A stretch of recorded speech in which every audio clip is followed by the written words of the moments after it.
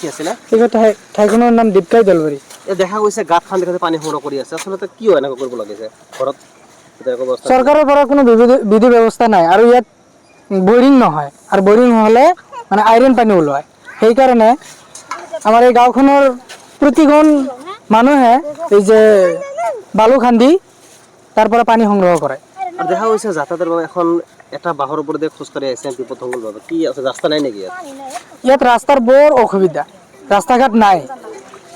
কিয় এই বিধায়ক MP কোনো ধৰণৰ পদক্ষেপ গ্ৰহণ কৰা নাই? যেতিয়া ইলেকশ্যন আহি থাকে, তেতিয়া বিধায়কসকলৰ বিভিন্ন ধৰণৰ মানুহৰ অহা যোৱা হয় আৰু তেতিয়া প্ৰতিশ্ৰুতি দিয়ে যে ভোট পোৱাৰ পিছত আমি দিম, ৰাস্তা দিম, খোৱা পানীৰ ব্যৱস্থা দিম, চৰকাৰৰ পৰা যিবোৰ আঁচনি আহে সেইবোৰ আমি এই গাঁওখনত দিম বা গাঁওখন উন্নতি কৰিম। কিন্তু আজিলৈকে ভোট পোৱাৰ পিছত কোনো MP MLA বা কোনো মানুহে আৰু ইয়াতে নাহে। জল জীৱন মিছন এতিয়ালৈকে এই গাঁওখনত অহা নাই। এই গাঁওখন এতিয়াও বাদ পৰি আছে। কি দিছে বহুত ঠাইত দিছে, আমি শুনছোঁ বা আমি দেখি আছোঁ, কিন্তু এই গাঁওখন ইমানেই পিছপৰা যে এই মানকাচৰ সমষ্টিৰ পানকাটা জিবিৰ দীপকাই দলবাৰী গাঁওখন ইমানেই পিছপৰা যে ইয়াত কোনো খোৱা পানীৰ ব্যৱস্থাও নাই, ৰাস্তা ঘাটৰ অসুবিধা।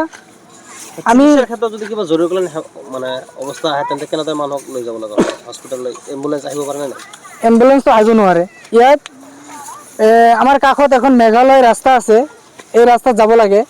যোৱাৰ পিছত তাৰ পৰা যদি আমি যাওঁ পানবাৰী হস্পিটাল বা তুৰা বা এই চাইডত যাব লাগে। কিন্তু এই গাঁওখনৰ পৰা যাওঁতে ৰোগীজনক পিঠিত কৰি বা কান্ধত কৰি লৈ যাব লাগে। কিমান মানুহ আছে এই অঞ্চলত?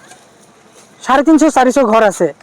চৰকাৰৰ ওচৰত এটাই আহ্বান, এটাই অনুৰোধ কৰোঁ যে আমাৰ এই গাঁওখনত খোৱা পানীৰ ব্যৱস্থা আৰু ৰাস্তা ঘাট অতি জৰুৰী।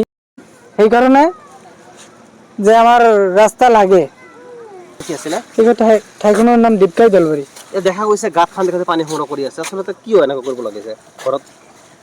চৰকাৰৰ পৰা কোনো বিধি ব্যৱস্থা নাই আৰু ইয়াত বৰিং নহয় আৰু বৰিং হ'লে মানে আইৰণ পানী ওলায়। সেইকাৰণে আমাৰ এই গাঁওখনৰ প্ৰতিজন মানুহে এই যে বালু খান্দি তাৰ পৰা পানী সংগ্ৰহ কৰে। আৰু দেখা গৈছে যাতায়াতৰ বাবে এখন এটা বাহৰ ওপৰতে খোজকাঢ়ি আহিছে বিপদসংকুল ভাৱে। কি আছে ৰাস্তা নাই নেকি ইয়াত? ইয়াত ৰাস্তাৰ বৰ অসুবিধা, ৰাস্তা ঘাট নাই। কিয় এই বিধায়ক MP কোনো ধৰণৰ পদক্ষেপ গ্ৰহণ কৰা নাই?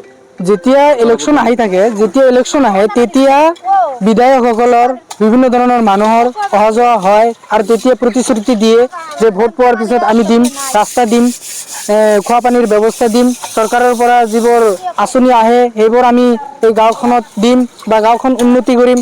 কিন্তু আজিলৈকে ভোট পোৱাৰ পিছত কোনো MP MLA বা কোনো মানুহে আৰু ইয়াতে নাহে। জল জীৱন মিছন এতিয়ালৈকে এই গাঁওখনত অহা নাই। এই গাঁওখন এতিয়াও বাদ পৰি আছে। দিছে বহুত ঠাইত দিছে, আমি শুনছোঁ বা আমি দেখি আছোঁ, কিন্তু এই গাঁওখন ইমানেই পিছপৰা যে এই মানকাচৰ সমষ্টিৰ পানকাটা জিবিৰ দীপকাই দলবাৰী গাঁওখন ইমানেই পিছপৰা যে ইয়াত কোনো খোৱা পানীৰ ব্যৱস্থাও নাই, ৰাস্তা ঘাটৰ অসুবিধা। আমি চিকিৎসাৰ ক্ষেত্ৰত যদি কিবা জৰুৰীকালীন মানে অৱস্থা আহে তেন্তে কেনেদৰে মানুহক লৈ যাব লগা হয় হস্পিটাললৈ? এম্বুলেন্স আহিব পাৰে নে নাই? এম্বুলেন্সটো আহিব নোৱাৰে। ইয়াত আমাৰ কাষত এখন মেঘালয় ৰাস্তা আছে, এই ৰাস্তাত যাব লাগে। যোৱাৰ পিছত তাৰ পৰা যদি আমি যাওঁ পানবাৰী হস্পিটাল বা তুৰা বা এই চাইডত যাব লাগে। কিন্তু এই গাঁওখনৰ পৰা যাওঁতে ৰোগীজনক পিঠিত কৰি বা কান্ধত কৰি লৈ যাব লাগে। কিমান মানুহ আছে এই অঞ্চলত? 350-400 ঘৰ আছে। চৰকাৰৰ ওচৰত এটাই আহ্বান, এটাই অনুৰোধ কৰোঁ যে আমাৰ এই গাঁওখনত খোৱা পানীৰ ব্যৱস্থা আৰু ৰাস্তা ঘাট অতি জৰুৰী। সেইকাৰণে যে আমাৰ ৰাস্তা লাগে।